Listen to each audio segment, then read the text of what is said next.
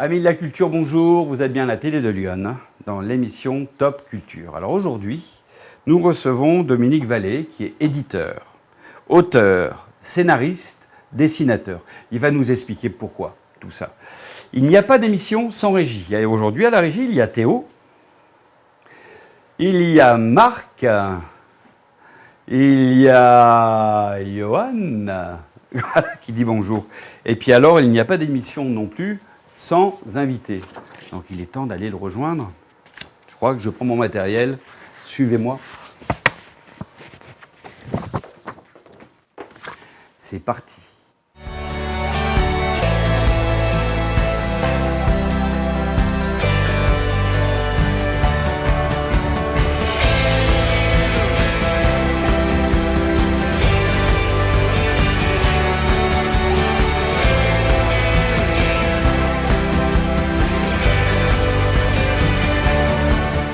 Dominique, bonjour. Bonjour. Un petit coup de gel. Un petit coup. Voilà. Ça fait plaisir de te recevoir. On se tutoie parce qu'on se connaît. Exactement. Voilà. Et avec plaisir. Alors, je t'ai présenté, mais alors brièvement, Oui. parce que la liste était longue. Oui, je suis désolé. Est-ce que tu peux nous expliquer pourquoi cette liste, et tant mieux qu'elle soit longue, c'est plutôt une qualité. Éditeur, auteur, scénariste, dessinateur. Oui. Moi, je résumerai en raconteur d'histoire. Tu ne voulais pas me le dire avant? Oui, je suis désolé. Non, mais c'est... voilà, moi, j'adore raconter l'histoire comme j'adore en écouter, en regarder ou en voir. Et donc, c'est un peu ce que j'ai voulu transmettre. J'ai voulu raconter des histoires. Donc, que ça soit raconter des histoires à travers des nouvelles ou des romans, à travers de bandes dessinées, ou alors parler d'autres raconteurs d'histoire, comme Philippe Ebli, dont on parlera, j'imagine, un peu plus tard, ou à travers mes encyclopédies sur les BD. Tout ça, c'est un peu aussi ce qui a illuminé ma jeunesse. Donc, j'essaye de faire revivre aujourd'hui, et en parlant et en partageant ça avec d'autres gens qui ont apprécié ou qui continuent d'apprécier ce genre de personnage. Alors, tu as les éditions, tu es dans Lyon, et tu as les éditions Temps Impossible. Exactement. Et tu m'as dit Temps Impossible, avec ou sans S, je ne sais plus. C'est avec un S. Et pourquoi? Alors, Temps Impossible, en fait, c'est né du premier ouvrage que j'ai publié, qui à l'origine d'ailleurs devait être le seul, qui s'appelle Destination Philippe Ebli. Et ce livre a une petite histoire, c'est que c'était en 2006, j'étais en train de pianoter sur Internet. Puis à un moment donné, je me suis dit, tiens, je vais aller regarder Philippe Ebli, dont je lisais les romans à la Bibliothèque Verte dans les années 70-80, quand j'étais adolescent. Et je suis tombé sur un site très, très bien fait sur Philippe Ebli.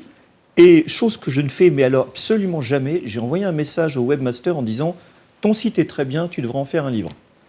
Et c'était comme si c'était du chat, alors que c'était un mail. Hein. J'envoie un mail et il me répond tout de suite, dans les 5 minutes qu'on suivi, il fait « Je ne saurais pas faire, mais fais-le toi si tu veux ».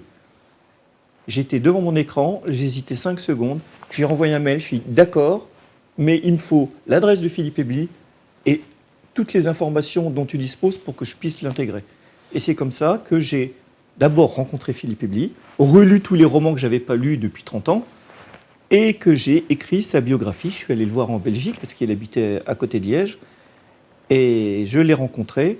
Je me suis dit, bon ben voilà, je fais un livre, il faut que je trouve un nom d'éditeur. J'ai contracté ces 2 séries principales, c'est-à-dire Les Évadés du Temps, Les Conquérants d'Impossible. Ah oui, d'accord. Temps Impossible. Et c'est comme ça que les éditions Temps Impossible sont nées.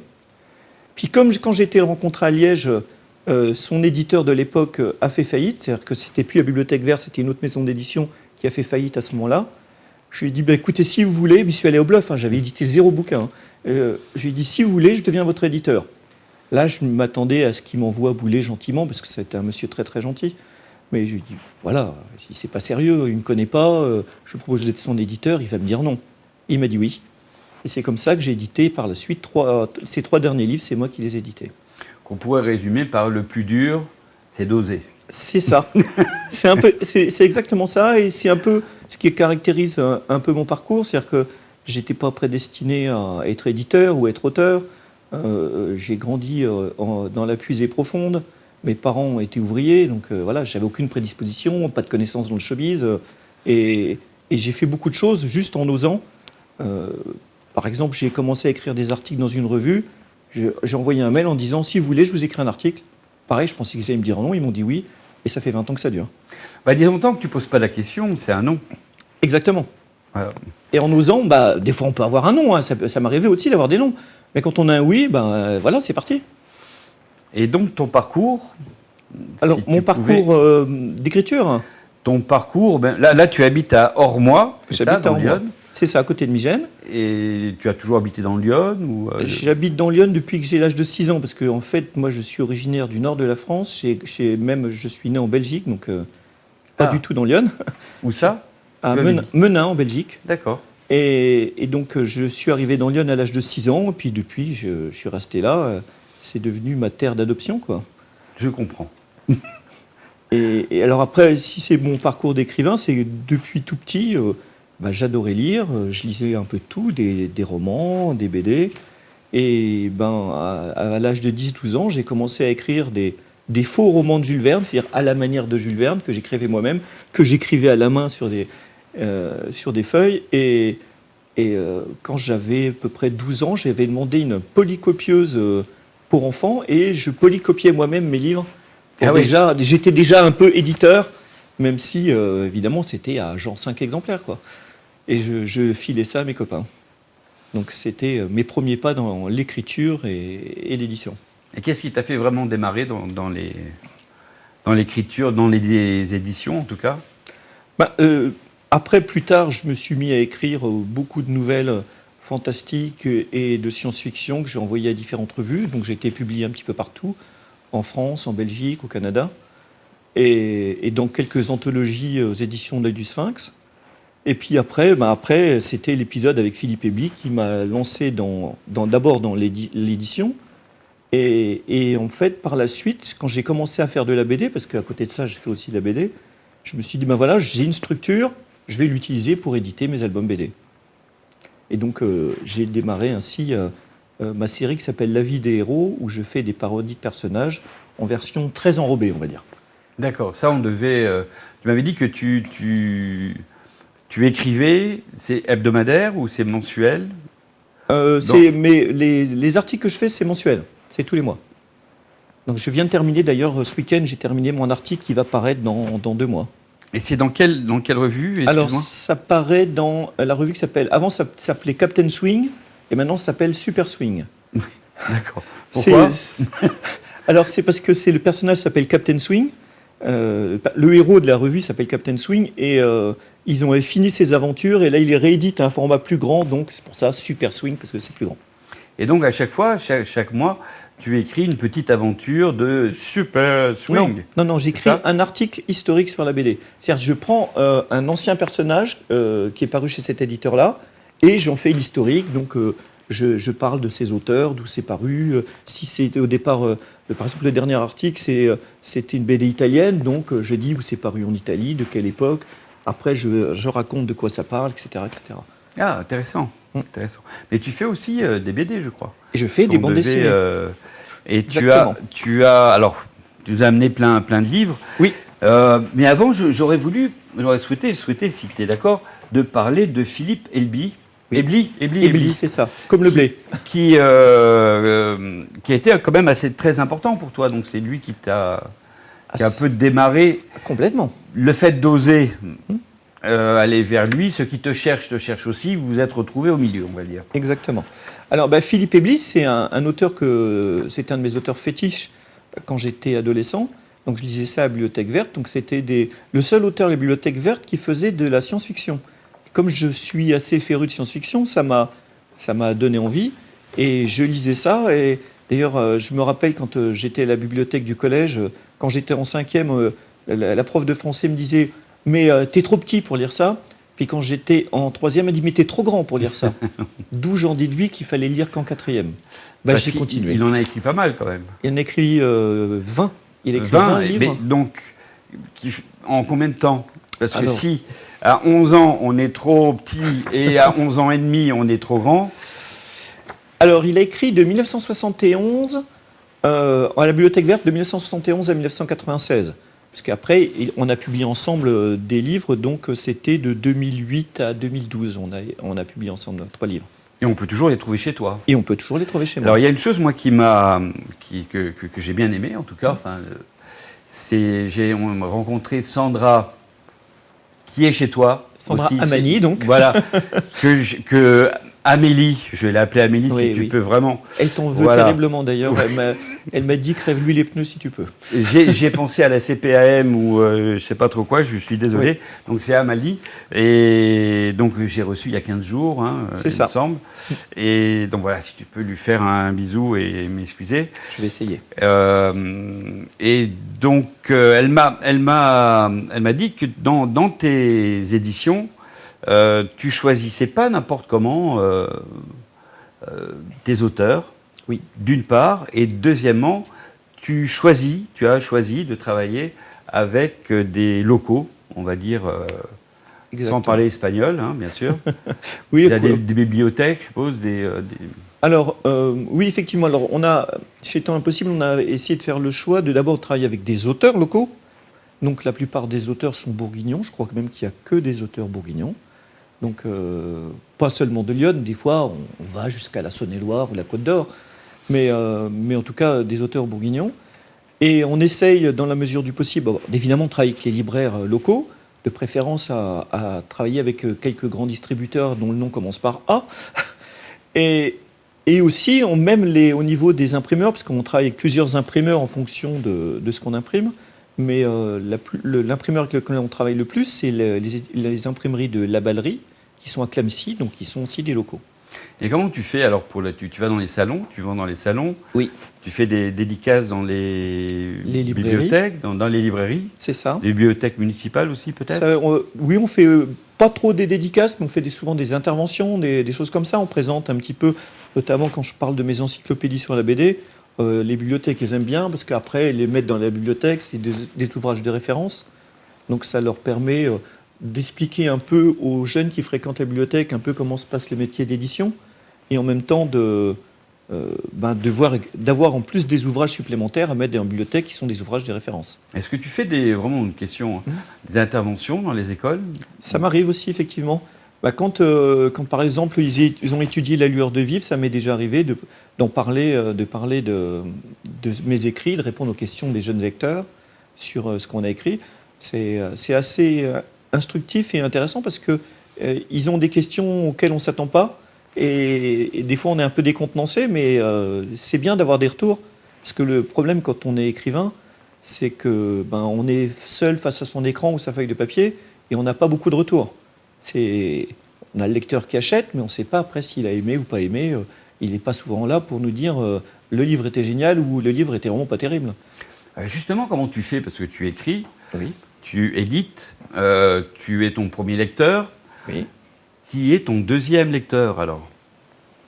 Comment tu t'entoures d'une équipe qui va te corriger autant la forme que le fond, qui va te donner leur avis? Oui, c'est obligé. On ne peut pas travailler tout seul parce que forcément, quand on écrit, on est un peu dans sa bulle, dans son monde. Et il y a des choses que nous, on ne va pas voir en tant qu'auteur, mais tous les auteurs, ça. Et alors que le regard extérieur va dire attention, là, t'as mis ça, c'est peut-être pas terrible. Donc, moi, parmi mes premiers lecteurs, il y a Sandra Amani, justement. Amani, ça me dit quelque chose. Oui, c'est quelque chose en rapport avec la MGEN. C'est ça. Donc, c'est sans doute elle, je pense, c'est ma première lectrice en dehors de moi. Et après, dans l'équipe chez Temps Impossible, on a Marie-Laure Genet qui est assez féroce sur les corrections. Donc, qui corrige aussi bien les fautes d'orthographe que les incohérences du récit. Parce que des fois, on peut dire quelque chose et puis on ne fait pas attention, mais ce n'est pas forcément logique par rapport à la trame du récit. Et comment tu choisis? Parce que c'est un métier, ça. Donc, quel est ce métier de lire, de travailler dans une société d'édition et d'être lectrice, correctrice? Oui, lectrice, correctrice, c'est un peu les deux. Alors ça, c'est comme je fais pour tout le reste chez Temps Impossible, c'est-à-dire que tout se fait par le biais des rencontres. Donc, est-ce qu'il faut des diplômes précis? Non. Est-ce qu'il faut des capacités, en tout cas? Ah oui, des capacités, bien sûr. Il n'y a pas de diplôme particulier, mais on peut par exemple être très bon en orthographe, mais être un très mauvais correcteur. Moi, je suis plutôt pas mauvais en orthographe, mais je suis un très mauvais relecteur. Quand je lis, je reste dans le storytelling, la trame du récit, mais je ne suis pas dans l'orthographe. Alors que d'autres gens vont lire, si on leur demande de raconter l'histoire, ils seront incapables. Par contre, ils seront arrêtés sur chaque mot pour vérifier qu'il n'y avait pas de faute. Donc ça, Marie-Laure le fait très très bien. Et donc ce métier, il y a un nom pour ce métier? Oui, c'est correcteur ou correctrice, oui. D'accord. Voilà, Très bien. Alors, tu as un cheval de bataille qui est venu avec Fishman. Oui, J'aimerais bien que tu Fishman. me parles de Fishman, parce qu'il a une histoire particulière. Alors- Voilà, Fishman, qui est moi je dirais le pêcheur, mais non, Non, ça c'est doit pas un être ça. pêcheur. Alors, Fishman, c'est l'histoire d'un adolescent qui adore lire des histoires de super-héros, bon, comme beaucoup d'adolescents, hein, c'est assez commun. Sauf que lui, il pousse le rêve jusqu'au bout et il décide, le jour où il se fait mordre par son poisson rouge, il décide de faire comme Spider-Man avec les araignées. Il dit, si mon poisson rouge m'a mordu, ça va me donner des super-pouvoirs de poisson, donc poisson, fish. Il rajoute man pour faire super-héros, Fishman.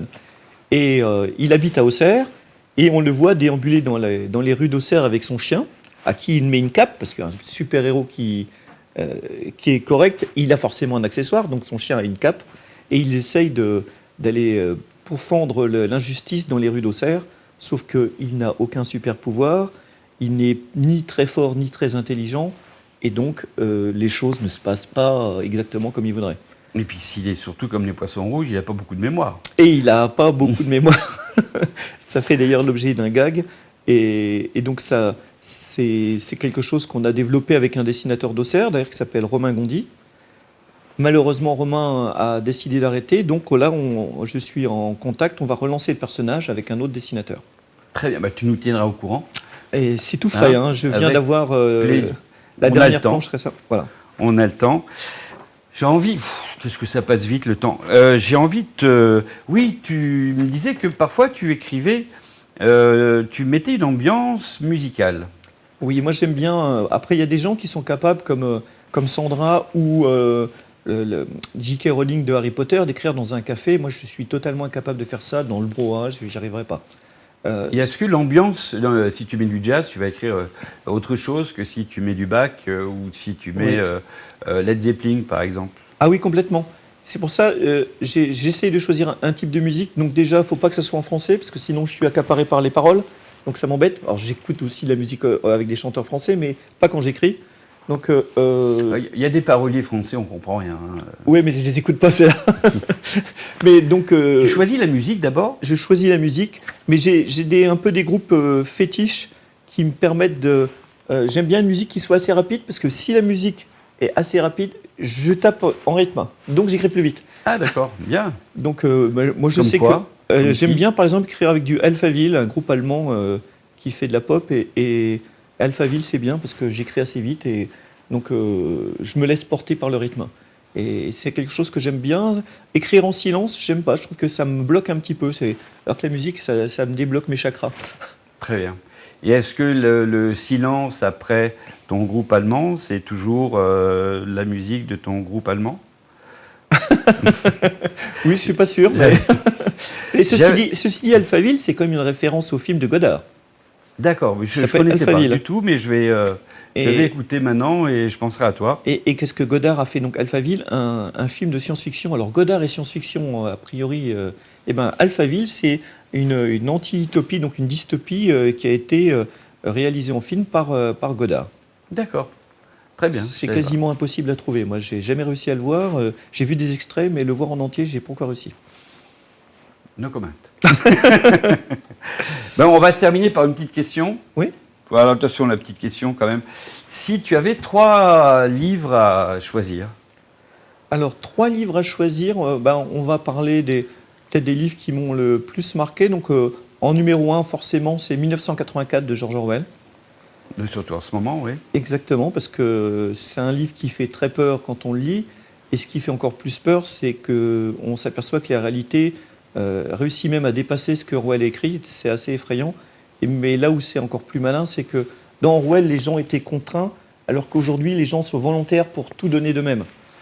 D'ailleurs, ce qu'on fait sur les réseaux sociaux. On ne parlait etc. pas de pandémie, ni de politique, ni de religion, mais Oui. c'est vrai que...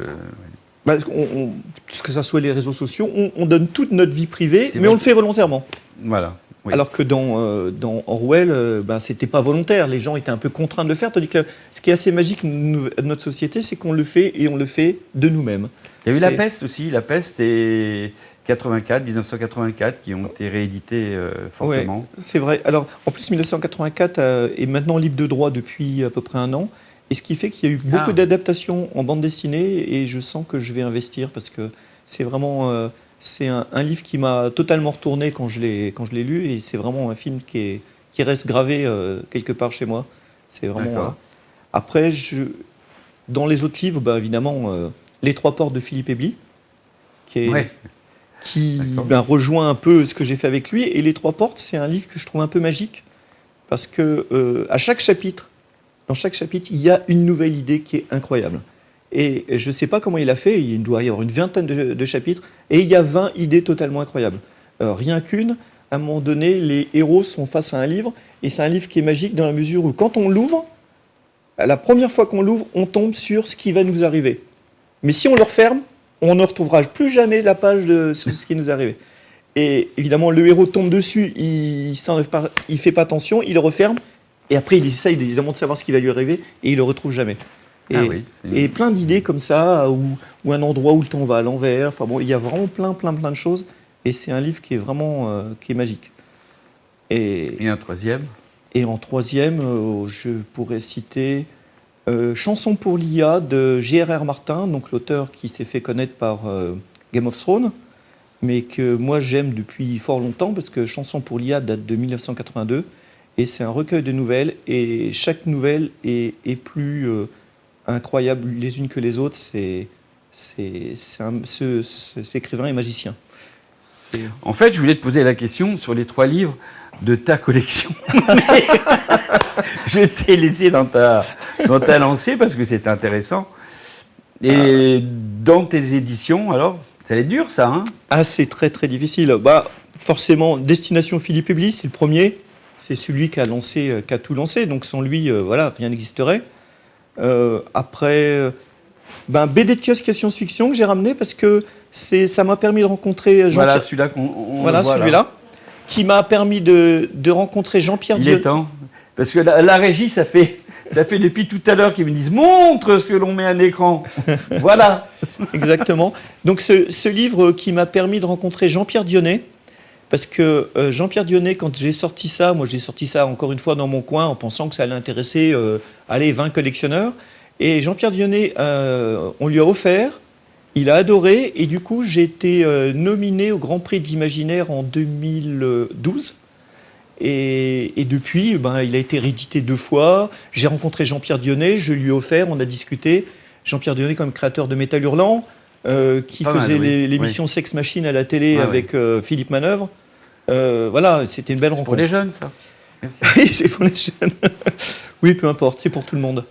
Et voilà, donc, et puis évidemment, après, sans doute Les Chemins du Mystère avec Sandra Amani, parce que c'était l'occasion d'une rencontre avec Sandra, qui m'a permis de beaucoup l'embêter pour la réécriture, parce que je suis assez exigeant à ce niveau-là, et qui lui a permis justement de renouer avec la fiction, alors qu'elle est surtout connue pour ses légendes.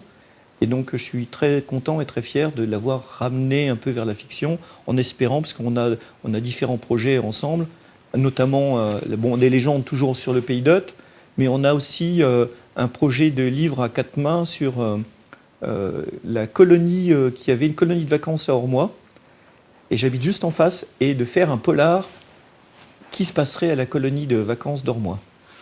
Eh bien, écoute, à ce moment-là, tu reviendras avec plaisir nous revoir. En tout cas, avec plaisir, nous t'avons reçu. Et alors, il te reste encore une épreuve énorme. Il y a la caméra là à gauche. Là. D'accord. Tu as 1 minute, c'est à toi. D'accord. D'abord, évidemment, forcément remercier toute l'équipe qui a été très sympathique, qui m'a accueilli chaleureusement, donc c'est toujours plaisant. Et puis surtout, merci de nous laisser pouvoir parler de culture, de livres. Et en ces périodes un peu troublées, c'est toujours agréable d'avoir l'occasion de parler de littérature, parce que malheureusement, il n'y a pas trop de salons, donc c'est un endroit où enfin on peut parler des choses qu'on aime et les partager. Donc continuer comme ça et puis continuer d'inviter des gens intéressants, j'espère en faire partie. Mais Si c'est pas le cas, tant pis, Merci. mais voilà, continuer comme ça parce que c'est formidable. Ben, un salon, voilà, il y en a un. Là, il est tout Un petit, petit mais, salon. En tout cas, Dominique Vallée, je te remercie beaucoup d'être venu. Je remercie la régie, encore une fois, Merci. avec Théo, Marc et Johan. Et nous sommes toujours à Top Culture, à la télé de Lyon. Je vous remercie de cliquer sur abonnez-vous. Voilà. Puis je vous dis à la semaine prochaine. Eh bien, merci.